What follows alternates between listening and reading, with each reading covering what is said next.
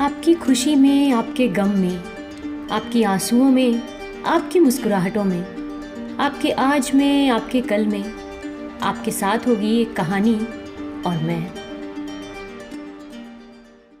आइए सुनते हैं गौरी दत्त शर्मा जी की लिखी हुई कहानी देवरानी जेठानी। आशा करती हूँ कहानी आपको पसंद ज़रूर आएगी। कहानी पसंद आए तो इसके बारे में अपनी राय कमेंट सेक्शन में ज़रूर साझा कीजिएगा। तो चलिए कहानी की शुरुआत करते हैं मेरी यानी मंजू की आवाज़ में। मेरठ में सर्वसुख नाम का एक अग्रवाल बनिया था।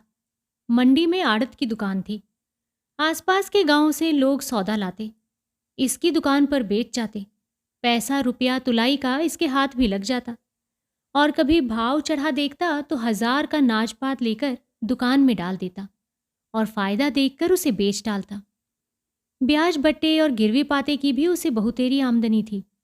हाट हवेली, धन दौलत, दूध पूत, परमेश्वर का दिया उसके पास सब कुछ था और ये इसने अपने ही पुरुषार्थ से किया था।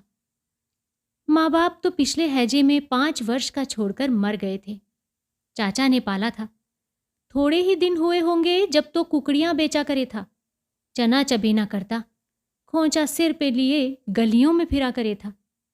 फिर इसने परचून की दुकान कर ली। मुंशी टिकट नारायण और हर सहाय काबली शहर के अमीरों की इसके यहाँ उचापत होने लगी। इसमें परमेश्वर ने ऐसी सुनी कि आड़त की दुकान हो गई। जहां तहां से माल आने लगा। बढ़ी इज्जत और बढ़ गई। लोग 50,000 रुपए का भरम करने लगे। सच है, जिसे परमेश्वर देता है छप्पर फाड़ के ऐसे ही देता है। बड़ा भला मानस था। अड़ोसी पड़ोसी सब इससे राजी रहते थे। पुण्य दान में बहुत तो नहीं, परंतु छठे चमाहे कुछ न कुछ करता रहता था। बड़ी अवस्था में आप ही अपना विवाह किया था। पहले 2 लड़कियां हुईं। बड़ी का नाम पार्वती, छोटी का प्यार का नाम सुखदेई रखा। फिर ईश्वर ने ऊपर तली 2 लड़के दिए। बड़े का नाम दौलत राम, छोटे का नाम छोटे छोटे पुकारने लगे। इन सब बहन भाइयों की कोई 2-2, 3-3 वर्ष की छुटाई बढ़ाई होगी। बड़ी लड़की दिल्ली ब्याही गई। छोटी लड़की की मंगनी बंशीधर कबाड़ी के यहाँ हापुड़ हुई। एक दिन रात को अपने घर में कहने लगा कि सुखदेई की माँ, लाला बुलाकी दास हमारी बिरादरी में जो मदरसे में नौकर हैं, यूं कहते हैं कि अपने बेटे को तुम अंग्रेजी पढ़ाओ। इसमें तेरी क्या सलाह है? और दौलत राम को तो मैं अपने कार में गेरूंगा। उसने कहा, अच्छा ही तो है, सारे दिन गलियों में कूदता फिरे है। परसों किसी लौंडे के कुछ मार आया था। उसकी माँ लड़ती हुई यहाँ आई और मैं तुमसे कहना ही भूल गई। आज चौथा दिन है कि दिल्ला पांडे हमारे पुरोहित की बहू मिसरानी आई थी और कहे थी कि सुखदेई को मेरे साथ नागरी पढ़ने भेज दिया करो। और भी मोहल्ले की 5-7 लौंडियां उसके घर जाया करती हैं और वो सीना पिरोना भी सिखलाया करे है। और वो बड़ी बड़ी बात कहे थी कि जब सुखदेई पड़ जाएगी, चिट्ठी पत्री लिखनी आ जाएगी, घर का हिसाब लिख लिया करेगी। और उसके घर कभी कभी एक मेम भी आया करे है। लौंडियों को देख हरी हो जाए है और उनका पढ़ना सुनकर किसी को छल्ला और किसी को अंगूठी दे जाए है। सो छोटे लाल तो मदरसे में बिठाए गए। दौलत राम लाला के साथ दुकान जाने लगे और सुखदेई मिसरानी से नागरी पढ़ने लगी। एक दिन कोई 4 घड़ी दिन होगा। छोटे लाल बाहर खेल रहा था। घर में भाग गया और कहने लगा कि माँ, लाला आवे है। ये अपने मन में डर गई और कहने लगी, आज दिन से क्यों आए? इतने में वो भी आन पहुंचे और खाट पर बैठ गए। इसने छोटे लाल को पंखा दिया और कहा, लाला को हवा कर। ये बोले, सुखदेई की माँ, ले बोल क्या करें? जहां दौलत राम को टेवा गया था, तनी गांठ करने की नाई आया है। और झल्लामल को जो कल खुर्जे से आए थे, यूं कहे थे कि लड़की का बाप डूंगर बेचारा गरीब बनिया है। सरा के नुक्कड़ पर परचून की दुकान खोल रखी है। पर लड़की की माँ बड़ी लड़ाका है। तुम्हारे समधी के पास ही हमारा घर है। और छोटे लाल की पीठ ठोक कर कहने लगा कि भाई छोटे लाल हमारा नसीबेवर है। गुड़गांव के तहसीलदार ने इसका टेवा मांगा है। अभी तो रास्ते में लाला दीनदयाल किरपी के ताऊ गाड़ी में बैठे आवे थे। मुझे पुकार कर कहने लगे कि मैं मामा जी से मिलने गुड़गांव गया था, सो वो पूछे कि सर्वसुख आड़ती का छोटा बेटा क्या किया करे है। मैंने कहा साहब मदरसे में अंग्रेजी पढ़े हैं और होशियार भी है, सो उन्होंने उसका टेवा मांगा है। तुम मुझे दे दे, मैं भेज दूंगा। लाला साहब, लड़की बड़ी सुघड़ है, वो अपनी लड़की को आप नागरी पढ़ाया करे हैं। सुखदेई की माँ बोली कि तुम दौलत राम की सगाई रख लो, आई हुई लक्ष्मी घर से कोई नहीं फेरता, और रुपया पैसा हाथ पैरों का मैल है, आगे लौंडिया लौंडे का भाग है। सो नाई तनी गांठ करके चला गया और उसी साल में विवाह की चिट्ठी लेके आया। इन्होंने कहला भेजा कि अब के वर्ष तो हमारी लड़की विवाह की ठहर गई है, अगले वर्ष विवाह रख लेंगे। छोटेलाल की पत्री गुड़गांव में मिल ही गई थी। लाला दीनदयाल के मार्फत वहां से कहलावत आई कि सर्वसुख जी से कहना कि मरती जीती दुनिया है, आगे मैं सरकारी नौकर हूं, आज यहाँ कल जाने कहाँ को बदली हो जाए, सो लड़की का विवाह हम इसी साल में करेंगे। इन्होंने यहाँ से कहला भेजा कि हमारी इज्जत उनके हाथ है, अभी तो 2 विवाहों से निपटे हैं और इस साल में न केवल सूझता भी नहीं है, अगले साल जैसा मुंशी जी कहेंगे वैसा करेंगे। अगले साल विवाह की तैयारी हो गई और बड़ी धूमधाम से लाला जी बेटे का विवाह कर लाए। दोनों तरफ की वाहवाह रही।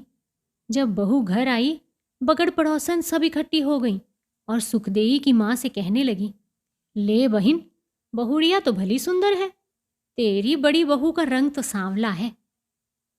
जो कोई बड़ी बूढ़ी आती तो बहू कहती, पाँव पड़ू जी। वो कहती, बहुत शीली सपूती हो, बूढ़ सुहागन रह। जब कोई इसके बाप के घर की बात पूछती, वो ऐसी मीठी बातों से जवाब देती कि सब प्रसन्न हो जाती। बिना बातों नहीं बोलती, चुपकी बैठी रहती। वो जब अवसर पाती अपनी पोथी ले बैठती। मोहल्ले और बिरादरी की बैर बानियों में धूम पड़ गई कि फलाने की बहू बड़ी चतुर है। कोई कहते बड़े घर की बेटी है, इसका बाप तहसीलदार है, अंग्रेजी पढ़ा हुआ है, अपनी बेटी को आप ही पढ़ाया है। कोई कहती, जी इसके साथ जो नायन है वो कहे थी, इस पे सीना पिरोना भी आवे है और भली अच्छी फुलकारी भी काढ़े है। सुखदेई का अभी गौना नहीं हुआ था, बाप ही के घर थी। ननद भावजों का बड़ा प्यार हो गया, दोनों पढ़ी पढ़ी मिल गईं। सुखदेई इतनी पढ़ी हुई न थी, परंतु चिट्ठी पत्री तो अच्छी तरह से लिख लिया करी थी। इसने अपनी सब पढ़ी हुई भनेलियों को बुलाया और उनका लिखना पढ़ना अपनी भावज को दिखाया। जब दौलत राम ब्याह के लाए थे तो पट्टा फेर करते लाए थे। इसका कारण ये था कि लड़की के बाप के घर में पहले ही कुछ नहीं था, विवाह ही में उघड़ गया, गौना क्या करेगा। सो तब से दौलत राम की बहू ज्ञानो ससुराल में ही थी। जब कोई बैरबानी बाहर की आती, ना तो बैठने को पीढ़ा देती और ना उसकी बात पूछती, और जो कुछ कहती भी तो ऐसे बोलती जैसे कोई लड़े है। सास से तो रात दिन खटपट रखे थी, और जब कोई देवरानी को इसके सामने सराहती तो कहती, हाँ जी वो तो अमीर की बेटी है, मैं तो गरीब बनिए की बेटी हूँ।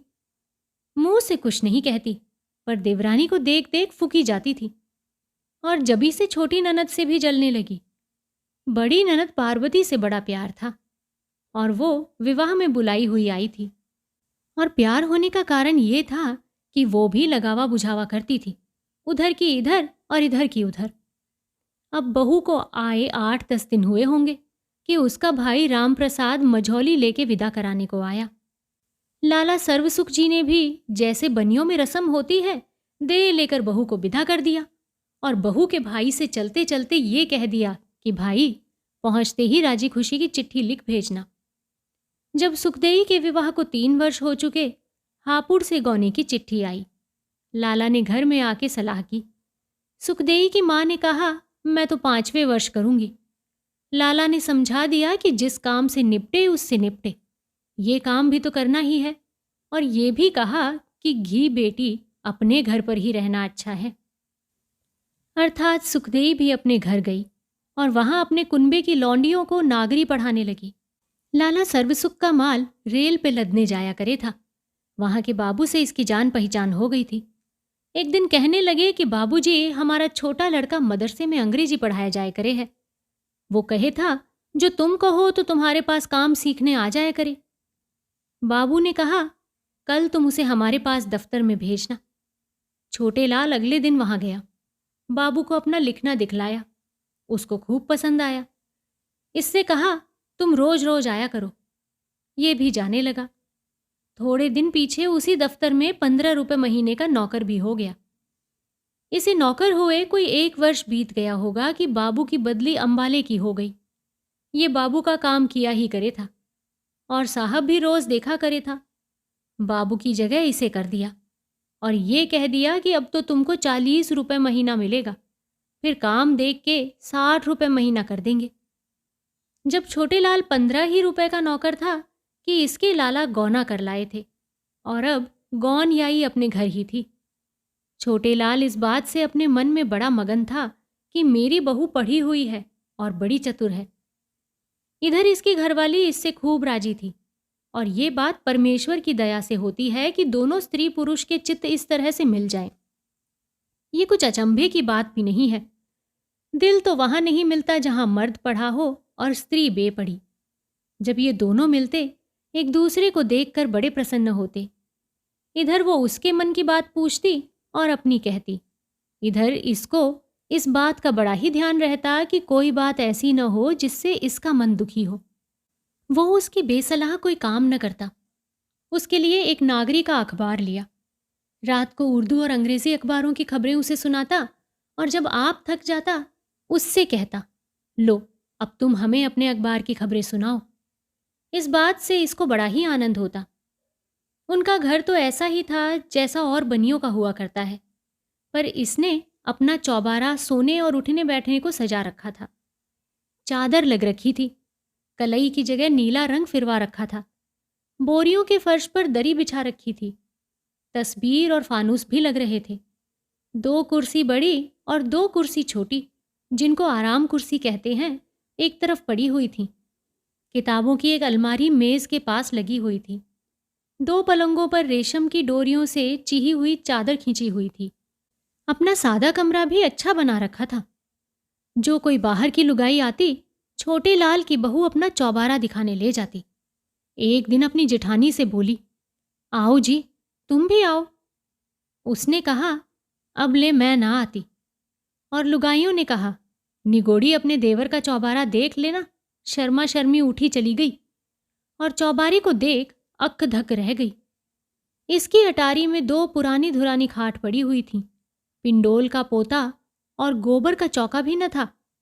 एक कोने में उपलों का ढेर, दूसरे में कुछ चीथड़े थे और एक तरफ नाज के मटके लग रहे थे। इसका कारण यह था कि बेचारा दौलत राम तो निरा बनिया ही था, पढ़ा लिखा कुछ था ही नहीं। आगे उसकी बहू गांव की बेटी थी और उसने देखा ही क्या था। छोटे लाल की बहू की सी सुथराई और सफाई और कहाँ। आटा पीसना और गोबर पातना इसको खूब आवे था। वाए दिन भर लड़ा लो। छोटे लाल की बहू सारे दिन कुछ न कुछ करती रहती थी। सवेरे उठते ही बुहारी देती, चौका बासन करके दूध बिलोती, फिर नहा धो के 2 घड़ी भगवान का नाम लेती, रोटी चढ़ाती। जब लाला छोटे लाल रोटी खा के दफ्तर चले जाते, थोड़ी देर पीछे दौलत राम और उसका बापू दुकान से रोटी खाने को आते। जब वो खा लेता और सास जिठानी भी खा चुकती, तब सबसे पीछे आप रोटी खाती।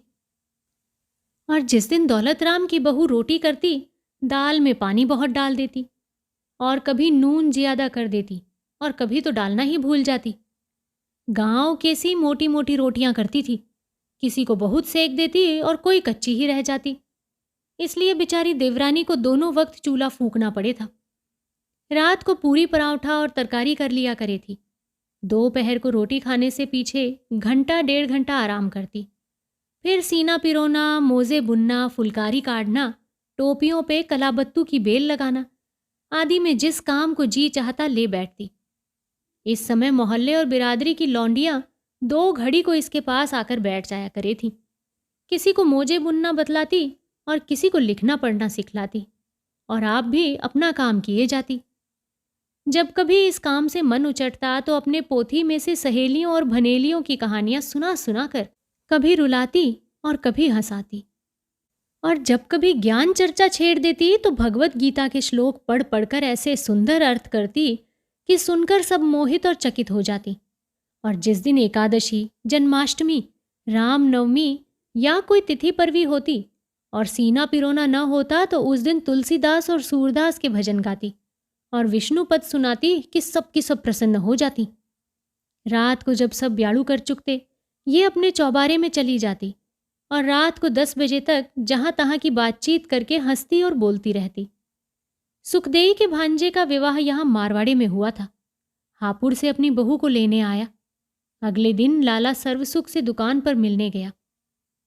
राजी खुशी कह के बोला कि मामी ने अपनी भावज को ये चिट्ठी दी है, घर पहुंचा देना।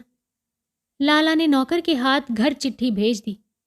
छोटे लाल की बहू ने पहले आप पढ़ी, फिर सास को पढ़कर इस तरह सुना दी। स्वस्ति श्री बहू आनंदी जी, यहाँ से सुखदेई की राम राम बाँचना। यहाँ शेम कुशल है, तुम्हारी शेम कुशल सदा भली चाहिए। बहुत दिन हुए कि तुम्हारी एक चिट्ठी आई थी, मैंने तो उसका जवाब लिख दिया था, फिर तुमने कोई चिट्ठी नहीं लिखी। यद्यपि वहाँ के आने जाने वालों से राजी खुशी की खबर मिलती रही, तथापि चिट्ठी के आने से आधा मिलाप है। अब तो मुझे आए बहुत दिन हुए, तुमसे मिलने को जी चाहे है, सो माँ से कहना कि मुझे 2-4 महीने को बुला ले। यहाँ से मेरा जी उचट रहा है। लाला जी से माँ पूछ देगी, जो मेरी नथ बन गई हो तो ज्ञानचंद मेरे भांजे के हाथ भेज देना। और भाई की भोज प्रबंध की पोथी जो तुम्हारे पास है, थोड़े दिन के लिए भेज देना। जब मैं आऊँगी तो लेती आऊँगी। अब तो यहाँ भी एक लौंडियों का मदरसा हो गया है। हमारी मिसरानी से हमारी पालागन कह देना और सब सहेलियों और भनेलियों से राम राम कहना। चिट्ठी का जवाब जरूर जरूर लिख भेजना। थोड़े लिखे को बहुत जानना।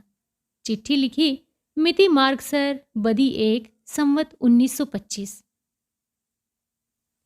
सुखदेई की माँ ने चिट्ठी सुन के कहा कि कल 5 सेर आटे के लड्डू कर लीजो। लौंडिया को कोथली भेजनी है और जो मैं कहूँ चिट्ठी में लिख दीजो। सो सुखदेई को ये चिट्ठी लिखी गई। स्वस्ति श्री बीबी सुखदेई जी, यहाँ से आनंदी की राम राम बाँचना। चिट्ठी तुम्हारी आई, समाचार लिखे सो जाने। तुम्हारी माँ जी ने लाला जी से तुम्हारे बुलाने वास्ते कहा था, सो उन्होंने कहा है कि माघ के महीने में हम बाग की प्रतिष्ठा करेंगे। तब लौंडिया सुखदेई को भी बुलाएंगे और मेरे सामने जेठ जी से कह दिया है कि भाई तू ही लौंडिया को जाके ले आइयो। और वो बाग लाला जी ने दिल्ली के रास्ते में लगाया है, उसमें कुआं तो बन गया है, शिवाला बन रहा है। जिस सुनार को तुम्हारी नथ बनने को दी थी, वो सोना लेके भाग गया है। लाला जी कहे थे दूसरे सुनार से और बनवा करके भेज देंगे। तुम्हारी भनेली रामदेई मेरे पास रोज रोज फुलकारी सीखने आया करे थी। बेचारी बड़ी गरीब थी, तुम्हें नित याद कर लेती। जिठानी के स्वभाव को तो तुम जानो ही हो। एक दिन बेवास्ते उससे लड़ पड़ी, 3 दिन से वो नहीं आई। 2 घड़ी जी बहला रहे था, सो ये भी न देख सकी। फुलवारी का ओढ़ना जो मैं तुम्हारे लिए अपने पीहर से लाई थी, भोज प्रबंध की पोथी, 5 सेर लड्डू और 8 आने नकद तुम्हारे भांजे के हाथ तुम्हें भेजे हैं। रसीद भेज देना। तुम्हारी माँ ने तुम्हें राम राम कही है। मेरी राम राम अपनी सासू और भनेलियों से कह देना। चिट्ठी लिखी मिति मार्गसिर सुदी 2 संवत 1925। ये चिट्ठी और चिट्ठी में लिखी हुई चीज़ें सुखदेई के भांजे के हाथ भेजी गईं और जबानी भी कहलावत गई कि लाला बंसीधर से कह देना कि माघ के महीने में लौंडिया को लेने बहल आवेगी। ऐसा ना हो कि उल्टी फिरी आवे। एक चिट्ठी लिख भेजें। यहाँ दौलतराम की बहू बड़ी भोर उठ के गौ की धार काटती, गोबर पातती, नहाती न धोती, चरखा लेकर बैठ जाती और कभी कभी दाल दलती, नाच फटकती, आटा छानती। 10-10 और 20-20 मण नाच दुकान से इकट्ठा आ जाए था, उसे अकेली बोरियों और कट्टों में भर देती। काम तो बहुतेरा करे थी, पर वैर विश्वास बहुत रखे थी।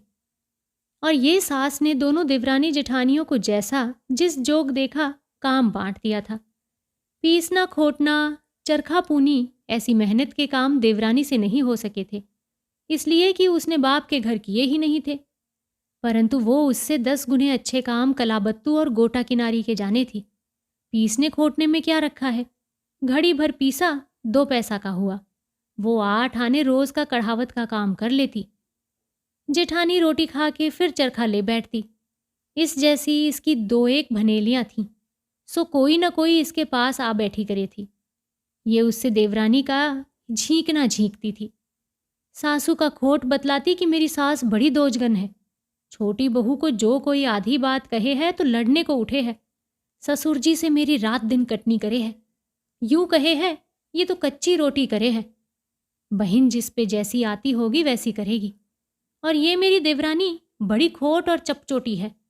मेरा देवर 70 चीजें लावे है। दोनों खसम जोरू खाए हैं। किसी को एक चीज नहीं दिखलावे। छड़ियों के मेले के दिन जरा सा मूंग का दाना मेरे वास्ते लेके आई थी, सो मैंने तो फेर दिया। हमें तो जैसा मिल गया खा लिया।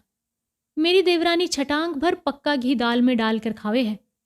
इस प्रकार से नित चुगली करती और अपनी देवरानी को सुना सुना चरखा काटती जाती। ताने महने और बोली ठोली मारती जाती कि ले पीसे कोई और खावे कोई। और कोई ऐसी लुगाई भी होती होगी और पीसना नहीं जानती होगी। यूं कहो मेहनत नहीं होती। देवरानी चुपकी सुना करती, कभी कुछ न कहती। एक दिन उसने इतना कहा था कि जेठानी जी, तुम्हारा कैसा स्वभाव है कि बाहर की लुगाइयों के सामने तो बोली ठाली की बात मत कहा करो, इसमें तो घर की ही बदनामी है। उसके पीछे ऐसी 5 पत्थर लेकर पड़ी कि उसे पीछा छुड़ाना दुर्लभ हो गया। और बोली, अब चल तो तेरी जेठानी है उससे कह, छोटा मुंह और बड़ी बातें। आप मेरी बड़ी बन के बैठी है और जो कुछ मुंह में आया कहती रही। वो बेचारी तो चुपकी होके चली गई। सास ने कहा, अरे तू उससे क्यों बोली थी? उसने कहा, अम्मा जी मैंने तो उसके भले की बात कही थी। सास ने कहा, मैं क्या कहूं? हमारी वो कहावत है कि अपना मरण जगत की हाँसी। दौलत राम की बहू जहां तक होता अपने मालिक से रात को नित्य प्रति सास और देवरानी की बुराई करती। तुम जानो आदमी ही तो है और बेपड़ा। रोज रोज के सिखलाने और बहकाने से दौलत राम भी अपनी बहू की हिमायत करने लगा और माँ से लड़ने लगा। जब उसकी माँ ने यह हाल देखा तो एक दिन उसके बाप से कहा और ये सलाह दी कि दौलत राम को जुदा कर दो और मैं तो छोटी बहू में रहूंगी, तुम्हारी तुम जानो। ऊंच नीच सोच के बड़ी देर में ये जवाब दिया कि अच्छा मैं तो बड़ी बहू में रोटी खा लिया करूंगा। अपना सिर पकड़कर बैठ गया और कहने लगा कि बिरादरी के लोग हंसेंगे और ठट्टे मारेंगे कि फलाने के घर लुगाइयों में लड़ाई हुई थी तो उसने अपने बड़े बेटे को जुदा कर दिया। देखो ये कैसी बहू आई, इसने हमारी बात में बट्टा लगाया और घर 3 तेरा कर दिया। घरवाली बोली, अजी जब अपना ही पैसा खोटा हो परखन वाले को क्या दोष है? जग तो आरसी है, जैसा लोग देखेंगे वैसा कहेंगे। सामने का दालान दौलत राम को दे दिया और सब तरह से जुदा जोखा कर दिया। जो कोई चीज दुकान से आती दोनों पर आधी आधी बढ़ जाती। जब ये खबर गुड़गांव पहुंची कि लाला सर्वसुख के यहाँ औरतों में लड़ाई रही थी, सो उन्होंने अपने बेटों को जुदा कर दिया है। सो तहसीलदार साहब ने अपनी बेटी को ये चिट्ठी लिखी, स्वस्ति श्री, बीबी आनंदी जी यहाँ से राम प्रसाद आदि समस्त बाल गोपाल की राम राम बाँचना। यहाँ क्षेम कुशल है, तुम्हारी क्षेम कुशल चाहते हैं। तुम्हारी माँ तुमको बहुत याद करे है, सो मैं तुमको बहुत जल्दी ही बुलाऊंगा। तुम्हारे छोटे भाई गंगाराम को मदरसे में बिठा दिया है और बड़े भाई राम प्रसाद को तुम्हारे ताऊ के पास आगरे इस कारण भेज दिया है कि वहाँ कॉलेज में पढ़कर वकालत का इम्तिहान दे। तुम्हारी छोटी बहन भगवान देई 1 महीने से मांदी है और जब ही से उसका लिखना पढ़ना छूटा हुआ है। और तुम तो आप बुद्धिमान हो, परंतु तो भी जो पिता का धर्म है 2-4 बात लिखना आवश्यक है। बेटी, जो मैं तुमसे उसी दिन प्रसन्न होऊंगा जब मैं ये सुनूंगा कि तुम्हारी ससुराल वाले तुमसे प्रसन्न हैं। तुम्हारा लिखना पढ़ना उसी दिन काम आवेगा जब तुम अपनी सास की आज्ञा में रहोगी। सास को माता के तुल्य जानना, ननद और जेठानी को अपनी बहनों से अधिक मानना। और ये मैं जानता हूँ कि सब लड़कियों को ससुराल में जाकर प्रथम कठिनता मालूम हुआ करती है और इसका कारण ये है कि बाप के घर तो कुछ और ही चाल चलन होता है और ससुराल में जाकर नए नए तौर देखती हैं। जी घबराया करता है, परंतु तो ज्ञानवान लड़कियां हैं, घबराती नहीं, सब काम किए जाती हैं। ये भी जानना उचित है कि माँ बाप का घर तो थोड़े ही दिन के लिए है, सारी अवस्था तो ससुराल में ही काटनी है। अपने धर्म कर्म पर चलना और ईश्वर को याद करना, आए गए का आदर सम्मान करना, सबसे मीठा बोलना, संतोष से अपने कुटुंब में गुजारा करना। अपने आप को तुच्छ जानना, यही तो अच्छे कुल की बेटियों के धर्म हैं। ज्ञान चालीसी की पोथी में तुमने पढ़ा है कि अच्छों में सबको लाभ होता है। मेरा इस कहने से प्रयोजन ये है कि जो कोई स्त्री तुम्हारे कुटुंब की तुमको सीने पिरोने का काम दे, जो अवसर मिले तो उसे कर देना उचित है। देखो विद्यादान का शास्त्र में कैसा महात्म्य लिखा है, अर्थात जो बातें तुमको आती हैं औरों को भी सिखलाना चाहिए। चिट्ठी लिखी मिति पौष शुदी 6 संवत 1925। ये चिट्ठी छोटे लाल के खत में बंद होकर आई और उसने अपने घर में दे दी। दौलत राम के जुदा हो जाने से 6 महीने पीछे एक लड़की हुई। इधर उसी दिन हापुड़ से चिट्ठी आई कि लाला सर्वसुख जी अनंत चौदस के दिन 4 घड़ी दिन चढ़े तुम्हारी देवती हुई है। उस समय लाला दुकान पर थे। चिट्ठी को पढ़ के लाला ने दौलत राम से कहा कि ले भाई, लौंडियों ने घर घेर लिया, ये चिट्ठी अपनी माँ को सुनाइया। दौलत राम की लड़की की छठी तो हो चुकी थी। दसूठन के दिन लाला भी घर ही थे और सारे कुटुंब ने उस दिन दौलत राम ही के घर खाया था। दोपहर को दुकान से एक पल्लेदार चिट्ठी लेके आया और बोला कि लाला जी, ये चिट्ठी तुम्हारे नाम दिल्ली से आई है। मुनीम जी ने खोली नहीं, तुम्हारे पास भेज दी है और एक आना महसूल का दिया है। लाला ने चिट्ठी पढ़ के कहा कि पार्वती की बड़ी लौंडिया का बसंत पंचमी का विवाह है। 15 दिन पहले वो भात नौतने आवेगी, सो अब भात की फिक्र भी करनी चाहिए। घरवाली बोली कि सुखदेई को छूचक भेजना है। फिर ऐसी ही 2-4 गृहस्थी की बातें करके कहा कि छोटे लाल के घर में भी तो लड़की बाला होने वाला है। बहू के बाप को एक खत गिरवा देना कि वो साथ भेज दें। धौन पर पक्के लड्डू, 5 तियल बागे, 5 गहने, कुछ मूंग और चावल, 1 रुपया नगद छूछक के नाम से नाई के हाथ हापुड़ भेज दिया। जब पार्वती भात न्योतने आई तो अपनी देवरानी को साथ लाई। गुड़ की भेली देके बोली कि ब्याह में सबको आना होगा। लाला जी ने कहा, बीबी, छोटे लाल की तो छुट्टी नहीं है, दौलत राम भात लेके आएगा। और विवाह से 1 दिन पहले नाई ब्राह्मण को साथ ले दौलत राम भात लेके दिल्ली में जा पहुंचा। उस दिन सारी बिरादरी में बुलावा फिर गया कि आज भात लिया जाएगा। 51 रुपए नगद, नथ, बिछुआ, छन, पछेली, सोने मूंगे की माला, पाजेब, सोने की हकल, सोने का बाजू पचलड़ा और 9 नगे। पार्वती के सारे कुटुंब को कपड़े, 21 तियल भरी भरी, 11 बर्तन, एक दोशाला और एक रुमाल आदि सबको दिखलावे पार्वती के ससुर के हवाले किए। और जब भात लेके डोड़ी पर पहुंचे थे, पार्वती 10-20 तो स्त्रियों को साथ लिए गीत गाती हुई भाई का आरता करने आई थी। वहां दौलत राम को जो कोई पूछता ये कौन साहब हैं, वो कह देते कि ये भाती हैं। उधर इन दिनों छोटे लाल की बहू गरम चीज न खाती, बहुत करके कोठे पे न जाती और न बोझ उठाती। जब किसी चीज को खाने को जी चाहता तो अपनी सास या फिर किसी बड़ी बूढ़ी से पूछ के मांग लेती। ऐसी वैसी चीज न खाती। खट्टी चीज को बहुत जी चाहा करे था, सो कभी कभी नींबू का अचार या फिर कैरी खा लेती थी। जेठ शुदी 3 जुमेरात के दिन छोटे लाल के घर लड़के का जन्म हुआ। बड़ी खुशी हुई। नकार खाना रखा गया, जन्म पत्री लिखी गई, बिरादरी वालों को 1-1 पान का बीड़ा दिया गया। वो उठ खड़े हुए और बोले, लाला सर्वसुख जी मुबारक। उन्होंने उत्तर दिया कि साहब आपको भी मुबारक। बाहर जो नाई ब्राह्मण घिर गए थे उन सबको पैसा पैसा बांट दिया। दाई को 1 रुपया दिया, वो 5 रुपए मांगती रही। जच्चा के खाने को गूंद की पंजीरी हुई। अब जो भाई बिरादरी और नाश्ते रिश्ते में से औरतें आती, लौंडी की दादी का मुबारक और बधाई कह के बैठ जाती। वो कहती, जी भगवान ने दिया तो है, अब इसकी उम्र लगावे और लहना सहना हो। नातेदारों और प्यार मुलाहजे वालों के यहाँ से कुर्ता, टोपी, हंसली, कड़ूले आने लगे। घी ध्यानों के यहाँ से जो आए थे उनमें से किसी को फेर दिया और किसी का रख लिया और 2-2, 4-4 रुपए जैसा नाता देखा उन पर रख दिए। तहसीलदार के यहाँ से भी छूछक आया था। सारी बिरादरी में वाह वाह हो गई। जिनके स्वभाव खोटे पड़ जाते हैं फिर सुधरने कठिन पड़ जाते हैं। ये कुछ तो खुशी हुई, पर जेठानी 1 दिन को भी आके न खड़ी हुई। छठी और डसूटन के दिन चरखा लेके बैठी और जिस दिन देवरानी 40 दिन का नहा के उठी तो उस बिरिया नाक में बत्ती दे के छींका और सास और देवरानी को सुना सुना ये कहती कि जिनके नसीब खोटे हैं उनके बेटी हो हैं, और जिनके नसीब अच्छे हैं उनके बेटे हो हैं।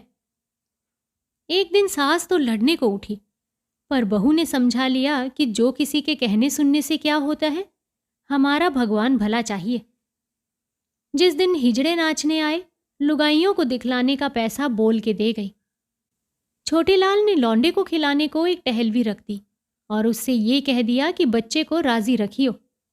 लाला ने 4 रुपए का घी और 1 रुपए की खांड दुकान से भेज दी, और जब रात को घर आए, घरवाली से कह दिया कि घी को ता के रख छोड़ियो और बहू की खिचड़ी और दाल में डाल दिया करियो, खांड के लड्डू बना लीजो। बहू का शरीर निर्बल हो गया है, इसमें ताकत आ जाएगी और बच्चा दूध से भूखा नहीं रहेगा। और बहू से कह दीजो कि ऐसी वैसी चीज़ न खाए जिससे बच्चे को दुख हो। वो आप चतुर थी, दोनों वक्त बंधा खाना खाती। लाल मिर्च, गुड़, शक्कर, सीताफल की तरकारी, तेल का अचार, खीरे और अमरूद आदि से परहेज करती। पर होनी क्या करे, जब लड़का 6 महीने का था, एक दिन सिर से नहाई थी। भीगे बालों बच्चे को दूध पिला दिया। सर्दी से उसे खांसी का ठसका हो गया। अगले दिन करवा चौथ थी, बढ़ती रही और पूरी कचौरी खाने में आई। लौंडे को सांस हो ही आया, बड़ा फिक्र हुआ। सास उठाने लगी और बोल कबूल करने लगी। धन्ना की माँ पनिहारी को ननवा चमार को बुलाने भेजा। उसने आते ही झाड़ दिया और अपने पास से लौंडे को गोली खिला दी। गोली के खाते ही बीमारी और बढ़ गई और लौंडे का हाल बेहाल हो गया। इतने में लाला दुकान से भागे आए। छोटे लाल घर ही था। दोनों की सलाह हुई कि हकीम को दिखलाओ और सारा हाल कह दो। हकीम जी ने कहा कि घबराओ मत, उस पाजी ने जमाल गोटे की गोली दे दी है और वो पच गई है। मैं ये दवा देता हूँ, बच्चे की माँ के दूध में देना, इससे 4-5 दस्त हो जाएंगे, आराम पड़ जाएगा। और वैसा ही हुआ। लाला घर में बड़े गुस्सा हुए कि अब तो भगवान ने दया की, कोई सियाना वाना घर में नहीं बढ़ने पावे। ये निर्दयी इस तरह से बच्चों को मार डालते हैं और कुछ नहीं जानते। और बहू से कह दीजो कि फिर भीगे बालों दूध न पिलावे। और भला वो तो बालक है, उसने देखा ही क्या है। तू तो बड़ी बूढ़ी थी, पहले से क्यों नहीं समझा दिया था। वो चुप हो गई। दौलत राम की बहू सब कुछ खाती पीती रही थी। जब सास व ससुर उसके भले की बात कहते, उसका उल्टा करती। लौंडिया भी उसकी सूख के कांटा हो रखी थी और आप भी नित मांदी रहे थी। एक समय गर्मी के दिन थे। 2-3 धुएं में रोटी की। दोनों माँ बेटियों की आंखें दुखने आ गईं। परहेज किया नहीं और बीमारी बढ़ गई। किसी ने बहका दिया कि तुम्हारी आंखें घर के देवता ने पकड़ी हैं। उस दिन से दवाई भी डालनी छोड़ दी। बेचारे दौलत राम को आप ही चूल्हा फूंकना पड़ा।